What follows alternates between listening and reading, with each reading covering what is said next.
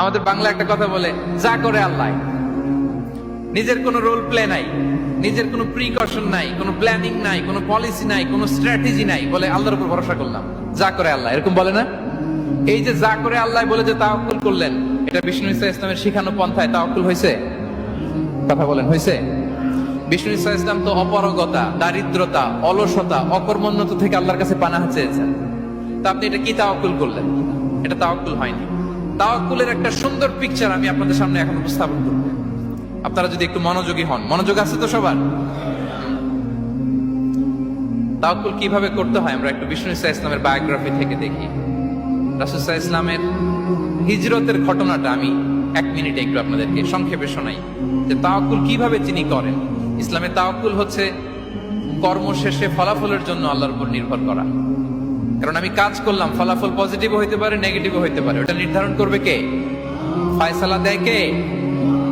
তাহলে আমরা দেখি যে বিষ্ণু ইসা ইসলাম তিনি কিভাবে তাওয়াক্কুল করেছেন। যেদিন তিনি হিজরত করবেন, রাসূল সাল্লাল্লাহু আলাইহি ওয়াসাল্লামকে অনুমতি দেয়া হলো, সেদিন হিজরতের অনুমতি যে তিনি পেয়েছেন, মাইগ্রেশনের অনুমতি যে তিনি পেয়েছেন, এটা জানানোর জন্য তিনি আবু বকরের ঘরে চলে গেলেন দুপুরবেলা। কখন? প্রশ্নের উত্তর দিতে হবে, কখন? ফি ওয়াক্তিদ যাহিরা, দুপুরে। রাসূল সাল্লাল্লাহু আলাইহি ওয়াসাল্লাম দুপুরে বেরোতেন না। শুধু রাসূল সাল্লাল্লাহু আলাইহি ওয়াসাল্লামই না, আরবের লোকেরা দুপুরে বের হতো না, কারণ ওইটাকে বলা হতো ওয়াক্তুল কাইলুলা। আমরা পাওয়ার ন্যাপ নেই না, এই পাওয়ার ন্যাপের টাইম ছিল তখন। বাইরে প্রচন্ড রোদ, কেউ বেরোতো না, বিষ্ণু ইসা ইসলাম বেরোতেন না। দেখেন বিষ্ণু ইসা ইসলাম ওনার চিরাচরিত অভ্যাসকে, হ্যাবিটকে ব্রেক করে দুপুরে বেরোলেন।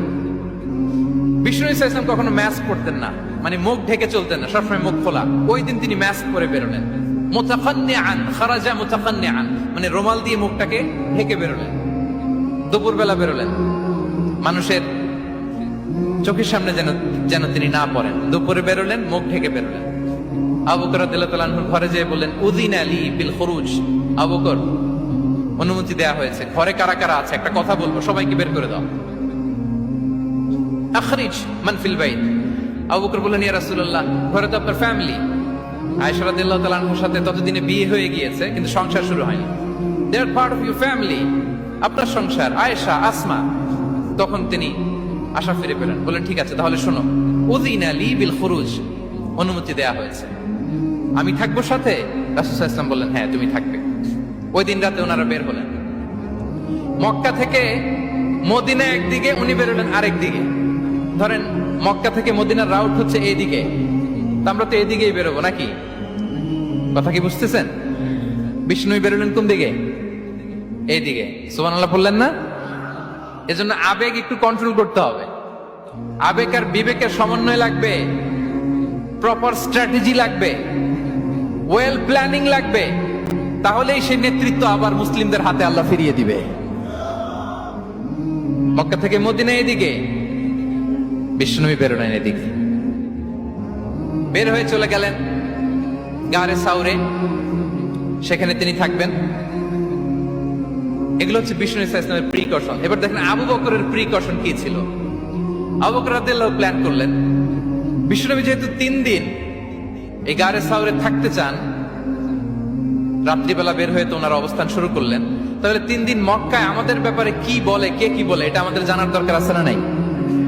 ওনার ছোট্ট ছেলে আব্দুল্লাহকে উনি অ্যাসাইন করলেন। Abdullah, now you have a very, খুবই গুরুত্বপূর্ণ একটা দায়িত্ব তোমাকে পালন করতে হবে। কি?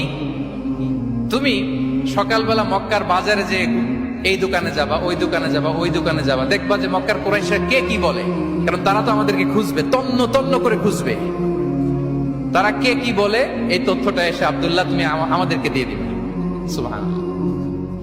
আবু বকর রাদিয়াল্লাহু তাআলা আনহুর ছোট্ট ছেলে আব্দুল্লাহ মক্কার বাজারে এখানে যায় ওখানে যায়, কে কি বলে সে সব শুনে আস্তে করে এসে মরুভূমি পার হয়ে গারে সাউরে যে আবু বকর রাদিয়াল্লাহু তাআলা আনহুর কাছে ইনফরমেশন সব দিয়ে দিচ্ছে।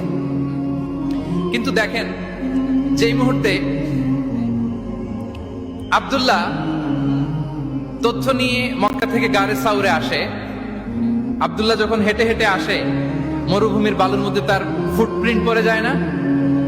কথা বলেন না কেন? পড়ে যায় না?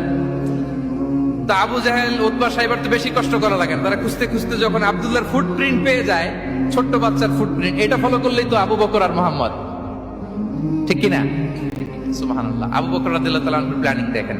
তিনি যেমনি ছোট্ট আব্দুল্লাহকে ইনফরমেশন গ্যাদার করার জন্য সেট করলেন, তিনি ওনার একটা রাখালকে সেট করলেন, তার নাম হচ্ছে আমির ইবনে ফুহায়রা।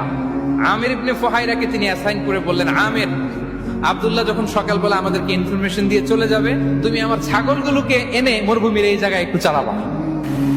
তাহলে ওইখানে আর আব্দুল্লাহর ছোট্ট বাচ্চার ফুটপ্রিন্ট থাকবে না, ওখানে আমার ছাগলগুলোর ফুটপ্রিন্ট থাকবে।